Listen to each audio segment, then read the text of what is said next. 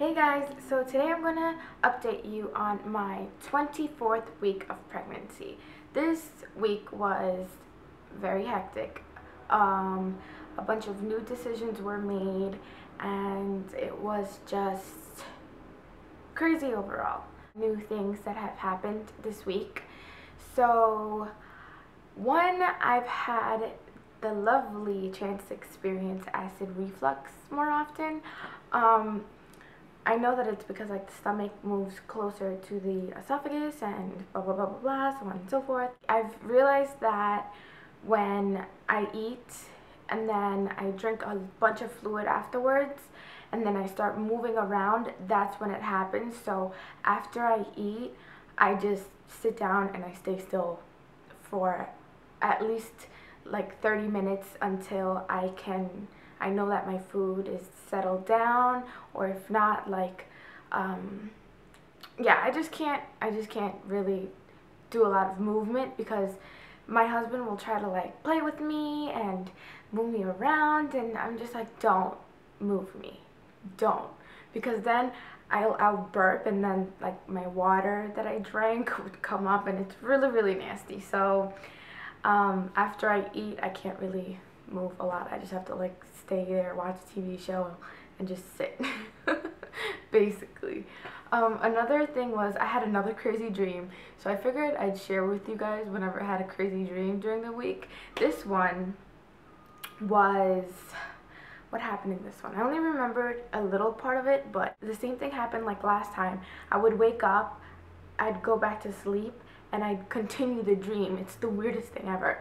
So in this one, me and my husband and Penelope, I believe she was born already, we had tickets to go to Shanghai. It was the weirdest thing ever. Like, I've never even thought about going to China. And my mom was coming with us. Apparently I had bought a ticket for her to come with us, which is really weird because I've always, like, I've told myself, and it is still a goal to this day, that I'm going to take my mom to Australia because she's always talked about it. So yeah, it was just really weird that the ticket was to Shanghai. And then there was a part where something happened at the airport where I thought that we were going to be separated, and then I was just like bawling out crying, and she came out of a room and she was like, "I'm still here, what are you talking about? Like, I'm right here." And I think it had to do part with, I did feel really homesick for a couple of days. Maybe it's because I hadn't gone outside for a while. I mean, like, I have this problem where I won't go outside. Like, I will spend a bunch of time by myself and I just won't go outside, to the point where it becomes unhealthy. So then and I started putting myself down all last week, and just a bunch of things that I had conquered before just resurfaced, you know. And then what got me through it was I pretty much told myself, well, you felt worse than this before and you got out of it, so what emotions did you feel when you were getting out of the worst slump of your life? So that's what got me back up to it, and now I make it a point to either go to the pool, go out for a long walk, and yeah, so that's what's helped me out with that. And I'm also going home this weekend because I have a doctor's appointment. So I can't wait because that means that I will get to see her. I know that some people don't get to have a sonogram. Like, they only get a few sonograms their whole pregnancy. And thankfully, I don't know why my doctor's office does this, but I mean, I'm not complaining. But every time I have a doctor's appointment, they do a sonogram. So, hey. And in the beginning, she would make me come in every 2 weeks, which was weird because I know that you're only supposed to come in once every month in the beginning of the pregnancy, so I don't know. But then when I met with, it was the practitioner, and then when I met with my actual doctor, depending on the days that I went, she would want me there once a month. So I don't know. Her movements have been becoming more and more, like, I know they're there. Before, in the beginning, I would think it's just gas, which it probably was, and I knew that sometimes it was, but like now I know it's her kicking, and my husband finally felt her kick. At 24 weeks, he finally felt her kick. Because before, maybe I would feel it, but he wouldn't feel it, or I don't know. But whenever we wind down and lay down and start watching Netflix or something, that's when she'll start like going crazy. And the pregnancy app that I have, actually, one of the little comments that it said was that my movements rock the baby to sleep during the day, so when I lay down, it's gonna wake up.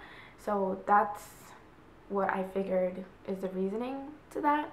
And yeah, so he's felt her a bunch of times, which was really, really cute. And he was just all excited because she's just growing so big, and I don't know, I just can't wait to see her. In the beginning of my pregnancy, I got this rash in my cleavage, like in the middle of my chest pretty much, and I didn't know what it was. I've never had any skin conditions or anything like that. I've never had eczema, and it was just feeling like a dry patch. It looked scaly, like, and dry, and I didn't know whether it was because of my growing boobs at the time, because that's when my boobs were growing like crazy, really fast.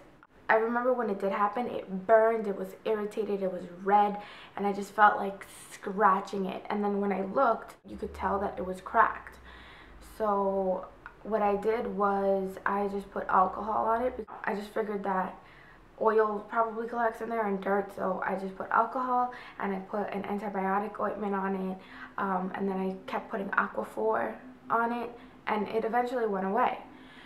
This week, it came back again, and it is even worse. I sent a picture to my mom and my sister of it, and my sister was like, go to the doctor ASAP because it is really bad. And it is spreading to like the part under, like where the boob starts, like under it. You know what I mean, right? Like, I don't know how to describe it to you guys, but it just feels scaly and nasty. And you know when SpongeBob is in the water, and then there's been times where he's gone to the surface or whatever, or like not in the water, and then he just like shrivels up and dries and is like all crazy. Pretty much that's like my skin. Like, that's the only way. I don't know why I thought about that. I haven't even watched SpongeBob in a long time, but I'm just saying that is what it is like. It's like screaming, I need water or something. So I've been upping my water intake, which is really annoying because, like I told you guys, I have to wind down on my water like around like late afternoon, because if not, I'm waking up at 12 o'clock, 3 o'clock to go to the bathroom because my bladder gets really, really full and it hurts. So I've been trying to up my water. This week I'm going to definitely ask my doctor. I think it's eczema, and I read online there's like a severe eczema, there's one in the middle, and there's like a light eczema. I think I have the one in the middle because I saw the pictures and the one in the middle was the one that looked like mine. Coconut oil doesn't really do much. It'll keep it like moistened, like it'll keep it moisturized for a little while, but then it'll just flare up again. So last night, like, really irritated and it was burning.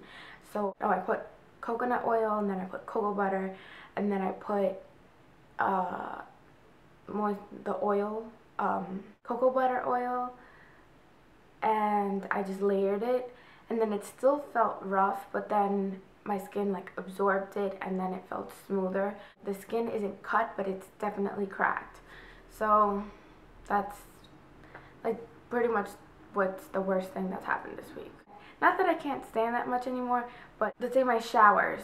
If I stay in the shower for too long, and then afterwards when I'm applying all my stuff on me, my feet will get red and swollen, and I can't reach my feet anymore. Like, it's just really annoying. So that's when I call my husband, and he puts lotion from my knee down. So yeah, because I can reach my thighs like up to my knee, and then once it starts like mid-calf, yeah, like mid-calf, I can't reach the lower part of it.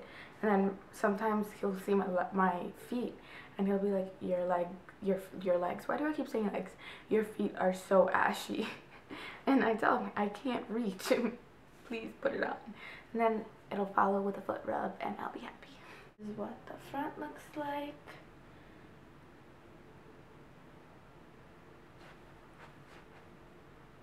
This side. And here's this side. So that wraps it up for this week's pregnancy update, my 24th week. And yeah, if you have any questions, leave them down below. If you have any comments, anything of the sort, just leave them all down below and I will answer them. So I will see you guys in my next video. Bye! So that's about